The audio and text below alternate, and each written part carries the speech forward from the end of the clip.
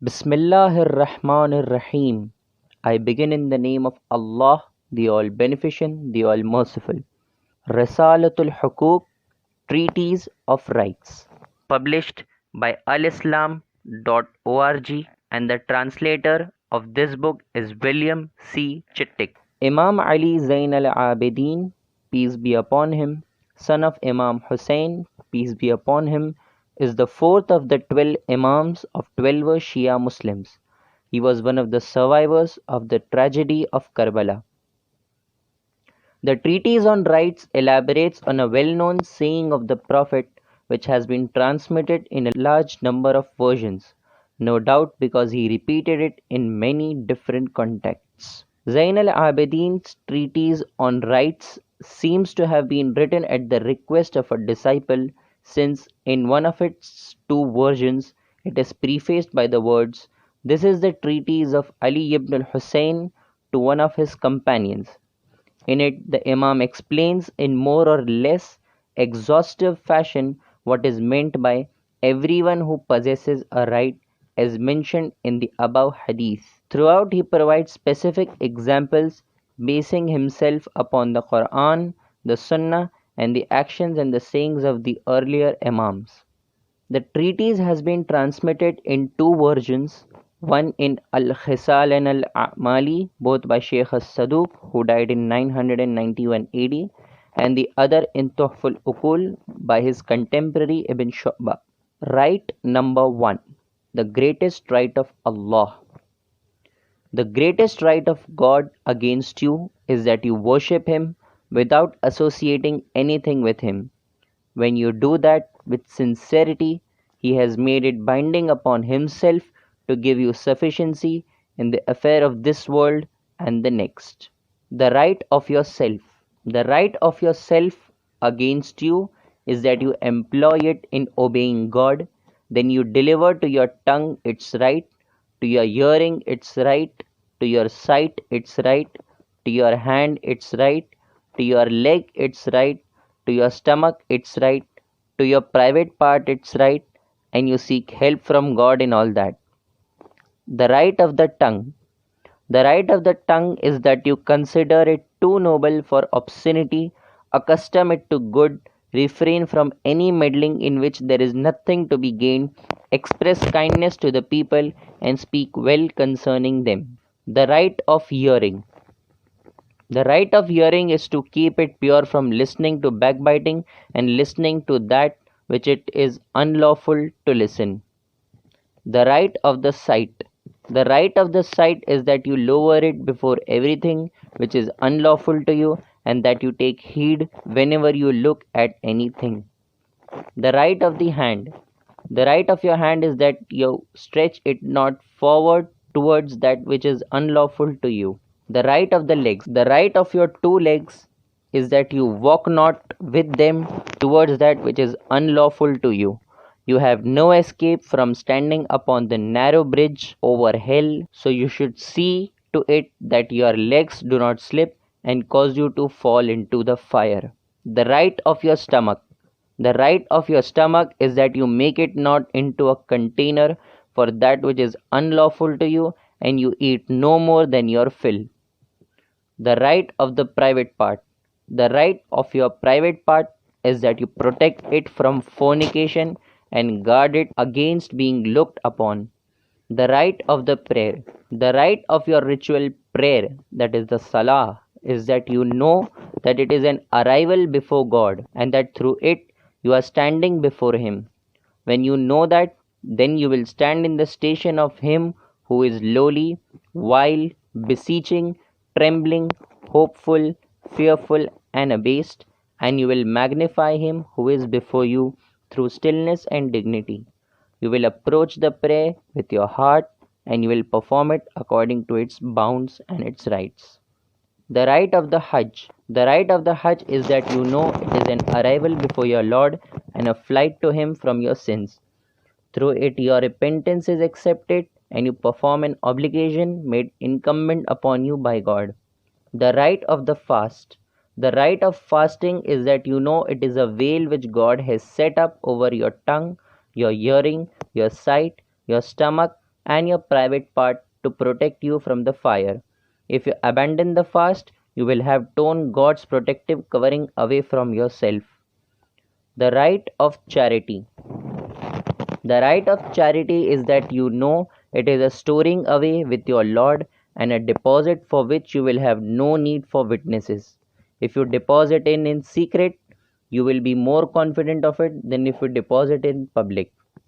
You should know that it repels afflictions and illnesses from you in this world, and it will repel the fire from you in the next world. The right of the offering. The right of the offering is that through it you desire God and you do not desire His creation. Through it you desire only the exposure of your soul to God's mercy and the deliverance of your spirit on the day you encounter Him.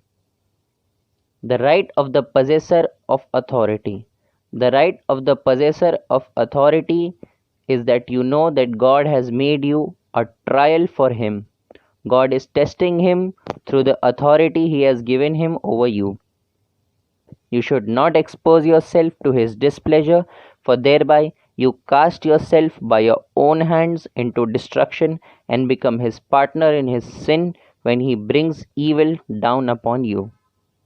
The right of one who trains through knowledge. The right of one who trains you through knowledge is magnifying him, respecting his sessions, listening well to him, and attending to him with devotion. You should not raise your voice towards him. You should never answer anyone who asks him about something in order that he may be the one who answers. You should not speak to anyone in his session, nor speak ill of anyone with him. If anyone ever speaks ill of him in your presence, you should defend him. You should conceal his faults and make manifest his virtues. You should not sit with him in enmity or show hostility towards him in friendship. If you do all this, God's angels will give witness for you that you went straight to him and learned his knowledge for God's sake, not for the sake of people. The right of one who trains through property. The right of him who trains you through property is that you should obey him and not disobey him, unless obeying him would displease God. For there can be no obedience to a creature when it is disobedience to God. The rights of subjects through authority.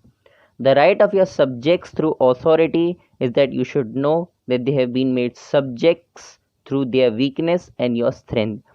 Hence, it is incumbent upon you to act with justice towards them and to be like a compassionate father towards them. You should forgive them their ignorance and not hurry them to punishment, and you should thank God for the power over them which He has given to you. The right of subjects through knowledge. The right of your subjects through knowledge is that you should know that God made you a caretaker over them only through the knowledge He has given you and His storehouses which He has opened up to you. If you do well in teaching the people, not treating them roughly or annoying them, then God will increase His bounty towards you. But if you withhold your knowledge from people or treat them roughly when they seek knowledge from you, then it will be God's right to deprive you of knowledge and its splendor and to make you fall from your place in people's hearts. The right of the wife. The right of your wife is that you know that God has made her a repose and a comfort for you. You should know that she is God's favor towards you. So you should honor her and treat her gently. Through her right towards you is more incumbent, you must treat her with compassion, since she is your prisoner whom you feed and clothe. If she is ignorant, you should pardon her. The right of the slave. The right of your slave is that you should know that he is the creature of your Lord, the son of your father and mother, and your flesh and blood. You own him, but you did not make him. God made him. You did not create any of his limbs, nor do you provide him with his sustenance. On the contrary, God gives you the sufficiency for that. Then he subjugated him to you, entrusted him to you, and deposited him with you so that you may be safeguarded by the good you give to him. So act well towards him, just as God has acted well towards you. If you dislike him, replace him, but do not torment a creature of God, and there is no strength except in God. The right of your mother. The right of your mother is that you know that she carried you where no one carries anyone. She gave to you the fruit of her heart, that which no one gives to anyone, and she protected you with all her organs. She did not care if she went hungry as long as you ate, if she was thirsty as long as you drank, if she was naked as long as you were clothed, if she was in the sun as long as you were in the shade. She gave up sleep for your sake. She protected you from heat and cold, all in order that you might belong to her. You will not be able to show her gratitude unless through God's help and giving success. The right of the father. The right of your father is that you know that he is your root. Without him, you would not be. Whenever you see anything in yourself which pleases you, know that your father is the root of its blessing upon you. So praise God and thank him in that measure, and there is no strength except in God. The right of the child. The right of your child is that you should know that he is from you and will be ascribed to you through both his good and his evil in the immediate affairs of this world. You are responsible for what has been entrusted to you, such as educating him in his good conduct, pointing him in the direction of his Lord, and helping him to obey him. So act towards him with the action of one who knows that he will be rewarded for doing good towards him and punished for evil doing. The right of your brother. The right of your brother is that you know that he is your hand, your might, and your strength. Take him not as a weapon with which to disobey God, nor as an equipment with which to wrong God's creatures. Do not neglect to help him against his enemy or to give him good counsel. If he obeys God, well and good, but if not, you should honor God more than him, and there is no strength except in God. The right of the master on his slave. The right of your master who has favored you by freeing you from slavery is that you know that he has spent his property for you and brought you out of the abasement and estrangement of bondage to the exaltation and comfort of freedom. He has freed you from the captivity of possession and loosened the bonds of slavehood from you. He has brought you out of prison, given you the ownership of yourself, and given you leisure to worship your Lord. You should know that He is the closest of God's creatures to you in your life and your death, and that aiding Him with your life and what He needs from you is incumbent upon you, and there is no strength except in God. The right of the freed slave. The right of the slave whom you have favored by freeing him is that you know that God has made your freeing him a means of access to him and a veil against the fire. Your immediate reward is to inherit from him if he does not have any maternal relatives, as a compensation for the property you have spent for him, and your ultimate reward is paradise. The right of one who does a kindly act. The right of him who does a kindly act towards you is that you thank him and mention his kindness. You reward him with beautiful words and you supplicate for him sincerely in that which is between you and God. If you do that, you have thanked him secretly and openly. Then, if you are able to repay him one day, you will repay him. The right of the muazzin, or the one who calls to prayer. The right of the one who calls to prayer, that is the muazzin, is that you know that he is reminding you of your Lord, calling you to your good fortune, and helping you to accomplish what God has made obligatory upon you.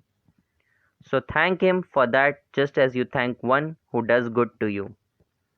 The right of the Imam in the ritual prayer.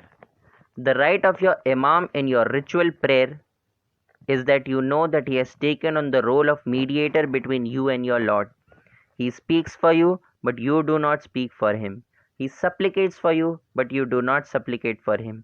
He has spared you the terror of standing before God. If he performs the prayer imperfectly, that belongs to him and not you. But if he performs it perfectly, you are his partner and he has no excellence over you.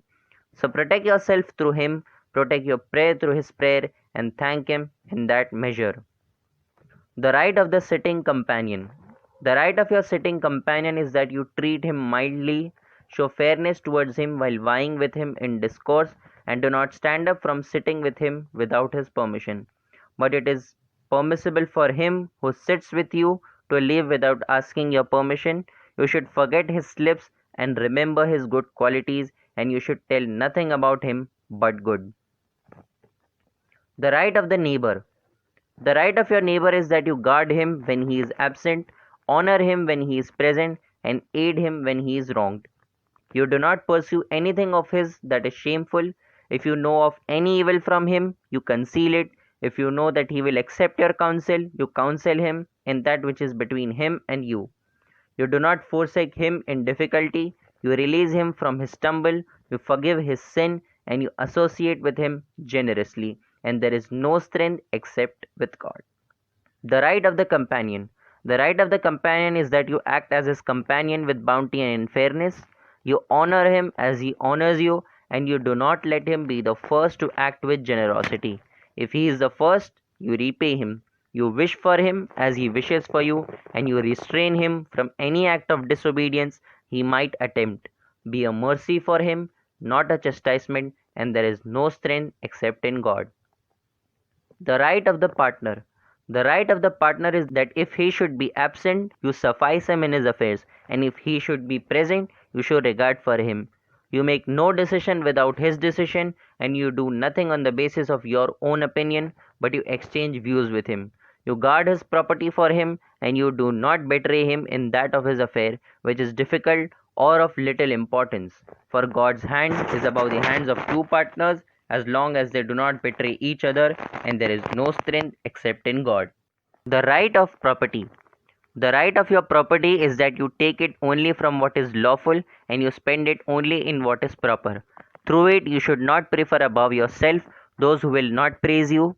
You should act with it in obedience to your Lord and not be miserly with it, lest you fall back into regret and remorse while suffering the ill consequence, and there is no strength except in God. The right of the creditor, the right of him to whom you owe a debt, is that if you have the means to pay him back and if you are in straitened circumstances, you satisfy him with good words and you send him away with gentleness. The right of the associate. The right of the associate is that you neither mislead him nor act dishonestly towards him, nor deceive him, and you fear God in his affair. The right of the adversary who has a claim against you. The right of the adversary who has a claim against you is that if what he claims against you is true, you give witness to it against yourself. You do not wrong him and you give him his full due. If what he claims against you is false, you act with kindness towards him and you show nothing in his affair other than kindness. You do not displease your Lord in his affair, and there is no strength except with God. The right of the adversary against whom you have a claim. The right of the adversary against whom you have a claim is that if your claim against him is true, you maintain polite moderation in speaking to him and you do not deny his right. If your claim is false, you fear God, repent to him, and abandon your claim. The right of one who seeks advice. The right of one who seeks advice is that if you consider that he has a correct opinion, you advise him to follow it, and if you do not consider it so, you direct him to someone who does consider it so. The right of one whose advice you seek. The right of him whom you seek for advice is that you do not make accusations against him for an opinion which does not conform to your own opinion. If it conforms to it, you praise God. The right of one who asks your counsel. The right of him who asks your counsel is that you give him your counsel, but you conduct yourself towards him with compassion and kindness. The right of the counselor. The right of your counselor is that you act gently towards him and give ear to him. If he presents you with the right course, you praise God. But if he does not agree with you, you show compassion towards him and make no accusations against him. You consider him to have made a mistake and you do not take him to task for that unless he should be deserving of accusation. Then attach no more importance to his affair, and there is no strength except in God. The right of the one older than you. The right of him who is older than you is that you show reverence towards him because of his age and you honor him because he entered Islam before you. You leave off confronting him in a dispute, you do not precede him in a path, you do not go ahead of him, and you do not consider him foolish. If he should act foolishly towards you, you put up with him and you honor him because of the right of Islam and the respect due to it. The right of the one younger than you. The right of him who is younger is that you show compassion towards him through teaching him, pardoning him, covering his faults, kindness towards him, and helping him. The right of the one who asks. The right of him who asks from you is that you give to him in the measure of his need. The right of the one who is asked. The right of him from whom you ask is that you accept from him with gratitude and recognition of his bounty if he gives, and you accept his excuse if he withholds. The right of one through whom God makes you happy. The right of him through whom God makes you happy is that you first praise God, then you thank the person. The right of one who does evil to you. The right of him who does evil to you is that you pardon him, but if you know that your pardon will harm him, you defend yourself. Allah says in Holy Quran, chapter 42, verse 41, "Whosoever defends himself after he has been wronged, against them there is no way." The right of the people of your creed. The right of the people of your creed is harboring safety for them, compassion towards them, kindness towards their evildoer, treating them with friendliness, seeking their well being, thanking their good doer, and keeping harm away from them. You should love for them what you love for yourself, and dislike for them what you dislike for yourself. Their old men stand in the place of your father, their youths in the place of your brothers, their old women in the place of your mother, and their younger ones in the place of your children. The right of people under the protection of Islam. The right of the people under the protection of Islam, that is a zimmi, is that you accept from them what God has accepted from them, and you do no wrong to them as long as they fulfill God's covenant.